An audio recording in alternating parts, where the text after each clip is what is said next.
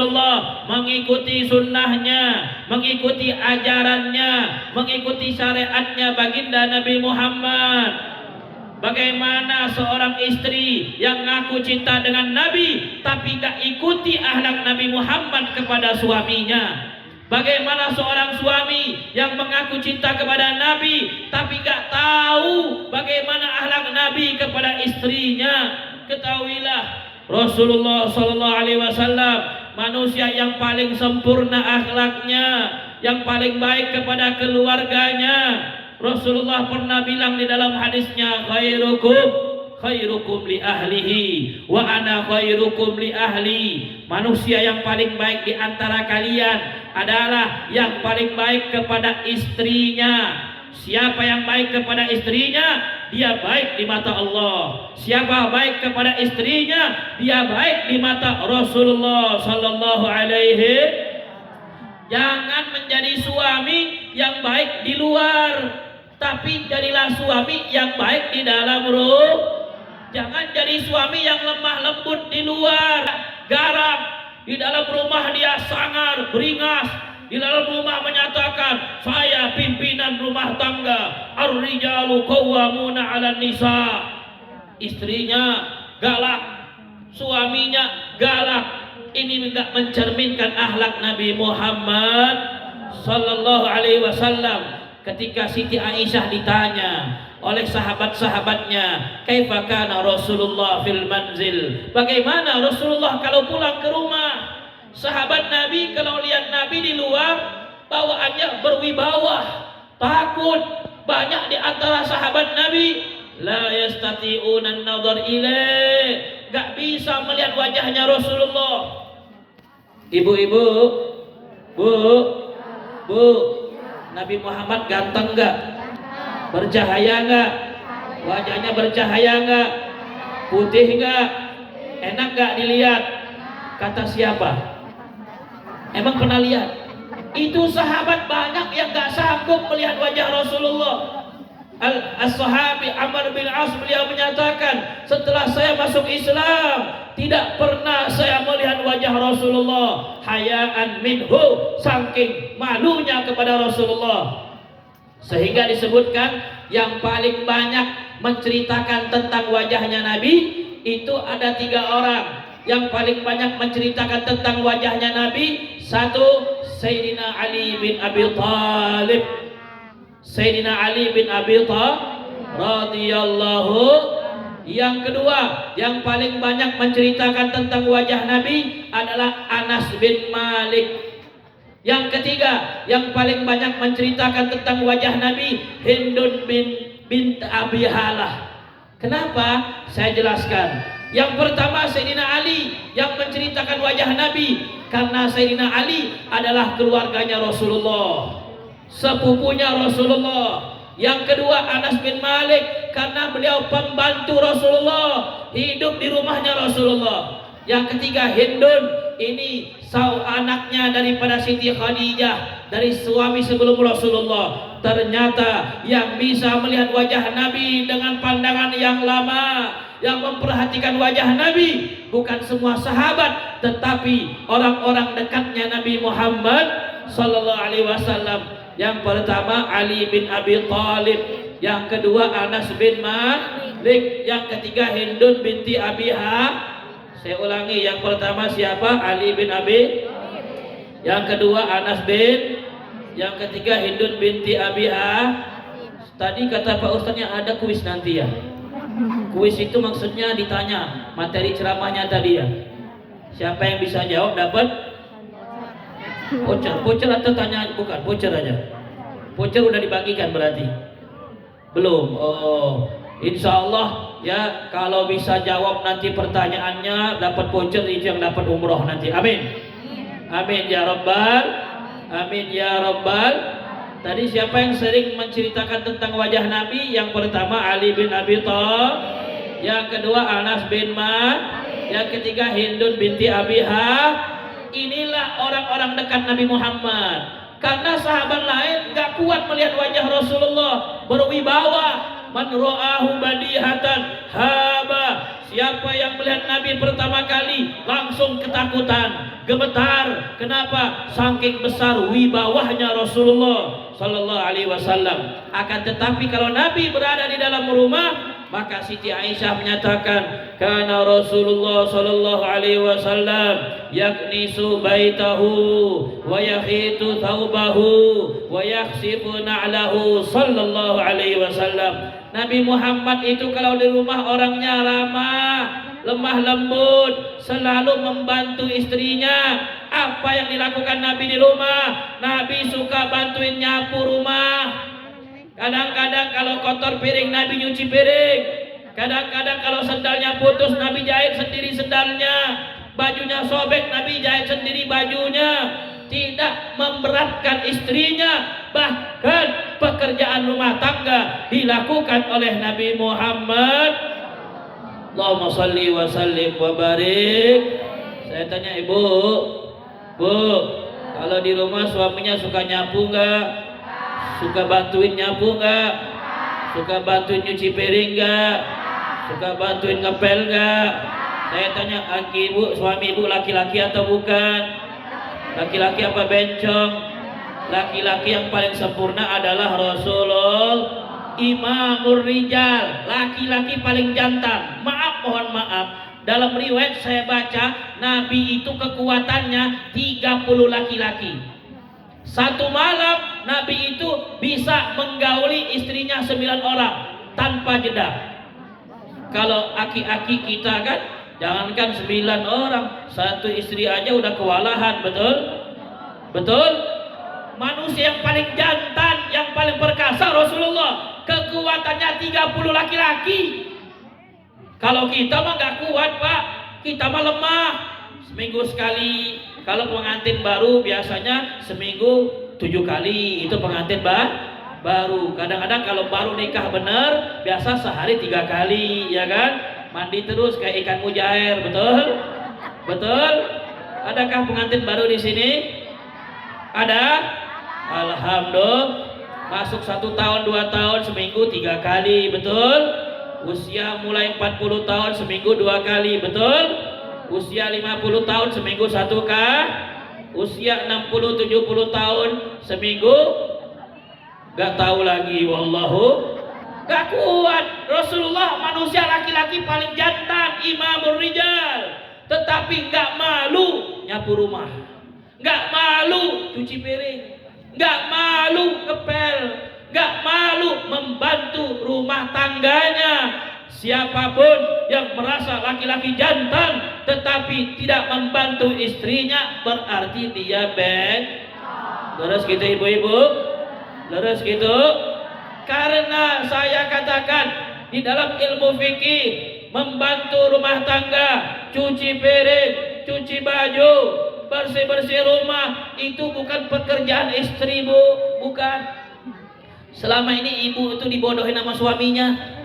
Bu, nyapu bukan pekerjaan nyapu bukan tugas cuci baju bukan tugas ngepel bukan tugas tapi tugas pembantu. Enak aja suami kan tuh bantu biar istrinya gak capek. Istri mah capek, Pak. Kita harus kasihani mereka. Apalagi istri yang baru punya anak, ngurusin anak capek gak? Jawab yang semangat, capek gak? Bersih-bersih rumah capek gak? Ngurusin suami capek gak? Pagi-pagi nyusuin anak, betul? Malam-malam nyusuin bapaknya, betul? Kok gitu, Habib? Karena saya lihat begitu saya ceramah serius mulai lemas semua. Bu, Nabi itu membantu pekerjaan rumah tangga.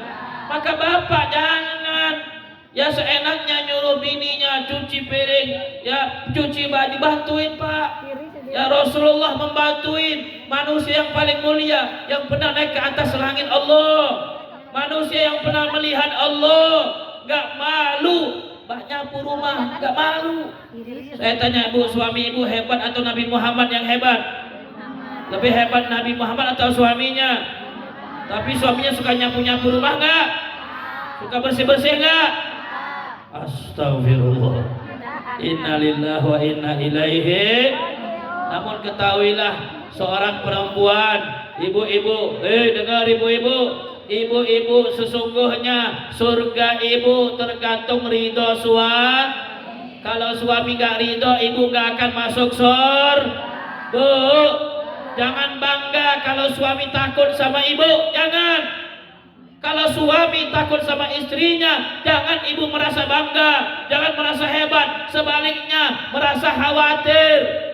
Karena ridho suami adalah ridho ilahi. Ridho suami adalah ridhonya Allah.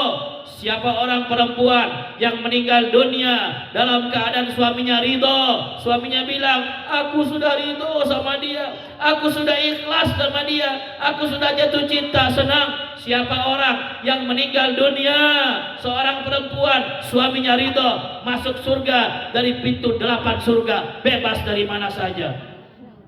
Masya Allah, Masya Allah.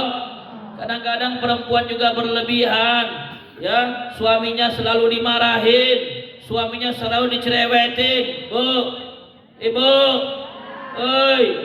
suami itu adalah pemimpin rumah tangga. Berarti jangan banyak-banyak dimarah. Kalau ibu marah terus, nanti lama-lama suaminya cari bini baru. Amin.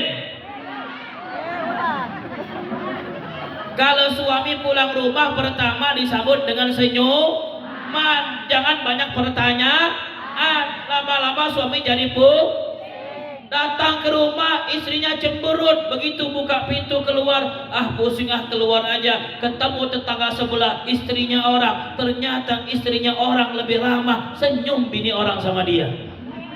Yang di rumah gak ada senyumnya, bini orang senyum. Jangan sampai ibu gak senyum di hadapan suaminya. Kenapa? Kata Rasulullah Sallallahu Alaihi Wasallam, di antara tanda-tanda wanita surga yang masih hidup di alam dunia, idza ra'aitaha sarratka, kalau engkau melihat wajahnya, engkau akan menjadi senang. Suami lihat ibunya senyum, senang, gembira. Suami capek kerja dari pagi sampai sore, begitu pulang ke rumah disambut dengan senyuman, langsung ditempah mau kopi atau mau susu. Jangan ditanya, Pak malam ini dapat berapa, gajiannya berapa. Suaminya pusing. Inna lillahi wa inna ilaihi. Inna lillahi wa inna ilaihi. Mudah-mudahan rumah tangganya sakinah mawaddah warahmah, rumah tangga yang diridhoi oleh Allah Subhanahu wa taala. Nabi Muhammad sallallahu alaihi wasallam ini adalah membangun rumah tangga yang harmonis, membangun rumah tangga yang sakinah mawaddah warahmah. Bagaimana caranya? Caranya adalah saling memaafkan, sabar. Suami punya kekurangan, istri punya kekurangan, karena mereka manusia, mereka bukan malaikat. Bu, kalau suami kita ada kurang-kurangnya, maafin aja, maafin. Sama kita juga, Bu. Lihat ibu ada kurangnya, kita maafin. Kadang-kadang pulang ke rumah, Habib nih habis ceramah di luar, sampai di rumah diceramahin sama orang rumah. Alhamdulillah. Gak apa-apa, Pak, dengerin aja. Perempuan ini dalam penelitian, beliau ini, ibu-ibu terutama yang hadir ini, sehari harus mengeluarkan 20.000 kata. Harus ngoceh ngomong terus. Kalau dia nggak ngomong, dia akan stres. Jadi kalau bapak pulang ke rumah mendapatkan bininya nggak bisa diem, ngomong terus, ya, ceramah terus, diamin aja Pak. Ya paling gampang itu pakai headset, pura-pura dengar tapi pakai headset, kita dengan musik Al-Quran aja udah. Kalau nggak makan obat tidur, Bismika Allahumma ahya Bismika. Bini kita nggak marah, cuman pengen ngomel aja. Kalau lihat kita ini kayaknya banyak masalah, lihat suaminya ini. Suaminya jadi beban hidupnya. Padahal semua itu adalah menjadi pahala. Bu, cium tangan suami, pahala. Menyiapkan kopi, pahala. Membasuh rumah, ngepel, membasuh baju itu pahala. Kita jangan lihat suami kita, tapi lihat ini ibadah kepada Allah. Bu, kalau kita lihat suami kita, aduh gak ada pantes-pantesnya, aduh dia lagi, ya, pusing nggak? Tapi kita ingat ini ibadah kepada Allah Subhanahu wa taala. Makanya ibadah yang paling lama adalah ibadah rumah tangga. Bahkan Rasulullah menyatakan rumah tangga semuanya berpahala, bahkan bercandanya saja itu pahala. Ibu bercanda sama suaminya, suaminya tiba-tiba kentut bu, ibu bilang alhamdulillah baunya wangi banget kentut kamu hari ini. Ya, yang kamu kentut wangi banget, hirup bu. Barang siapa menghirup kentut suaminya maka akan dipanjangkan umurnya. Tapi hoak. Ya itu bukan hadis, hoak itu mah. Ada penelitian orang yang sering cium bau kentut suami umurnya apa? Ternyata itu hoak. Yang panjang itu adalah barang siapa yang sering mencium uang kertas merah dari suaminya, umurnya jadi panjang. Sakit kepala jadi kalau obatnya sakit kepala adalah uang Jadi kalau suaminya lihat bininya marah-marah, jangan bawa ke dokter, bawa ke toko emas. Insya Allah istrinya jadi sehat, suaminya jadi pusing. Betul atau betul? Betul atau betul? Gak apa-apa, kita punya rezeki, kasih kepada istrinya. Kasih kenapa? Rasulullah menyatakan uang yang dikasihkan seorang suami kepada istrinya, hadihi sodaqotun wa nafaqah, double pahalanya, pahala nafkah dan pahala sedekah. Jangan kita kira sedekah yang abdul itu ke masjid, sedekah yang abdul itu ke anak yatim, sedekah yang paling abdul ngasih uang kepada Setuju nggak ibu-ibu? Setuju nggak?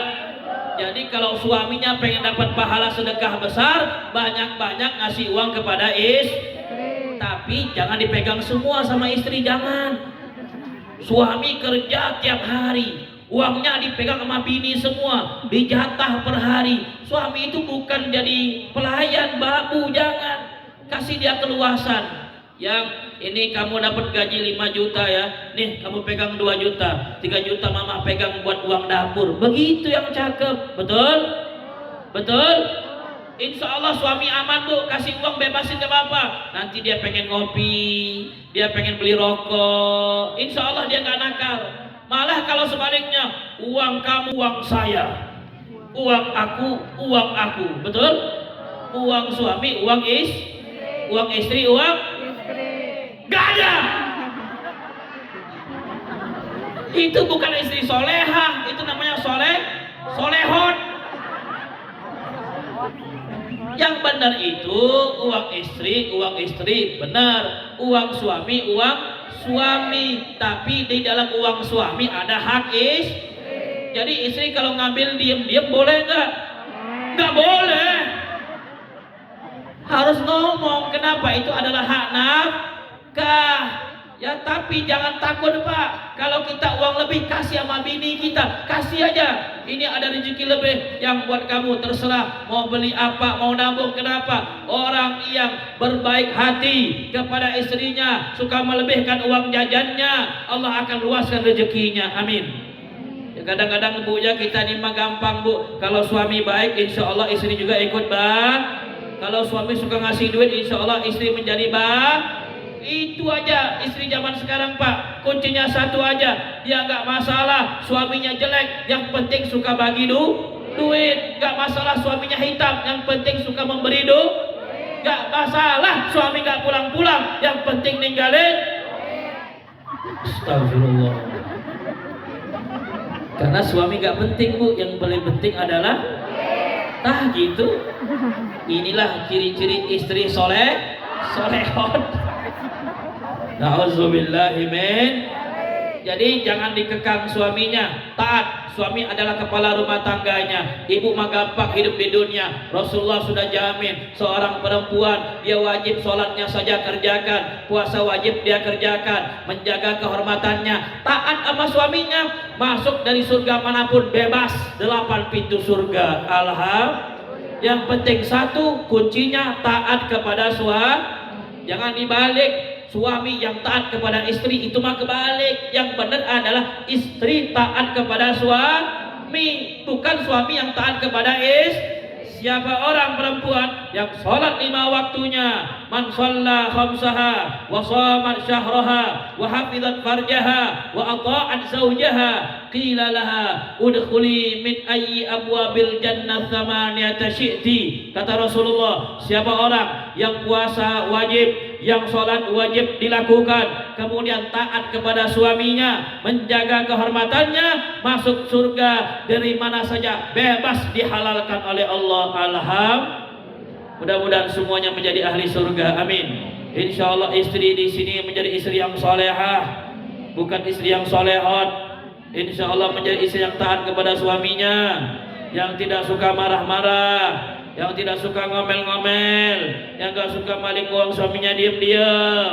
Amin. Mudah-mudahan istri di sini menjadi istri yang taat kepada suaminya. Amin. Mudah-mudahan suami yang hadir pada malam ini menjadi suami yang baik sama istrinya, yang loyal sama istrinya, yang sering bagi duit sama istrinya, yang lembut sama istrinya. Insya Allah semua yang hadir Allah jadikan keluarga yang sakinah, mawaddah, warahmah, bijahi Sayyidina Muhammad wa ala ali Sayyidina Muhammad bisirul Fatihah. Bukan penyakitnya, panjang umur, sehat afiat. Ustaz Cep juga beserta keluarga kita doakan sehat terus, panjang umur, sehat afiat. Mudah-mudahan jamaah yang hadir sehat terus, panjang umur, sehat afiat. Insyaallah mudah-mudahan ibu-ibunya menang dopres umroh. Kalau dapat dopres umroh jangan lupa diajak suaminya, biar termasuk suami istri yang ahli surga. Amin ya rabbal alamin. Mohon maaf atas kekurangannya. Hadza ma naqulu lakum wal 'afwu minkum. Assalamualaikum warahmatullahi wabarakatuh.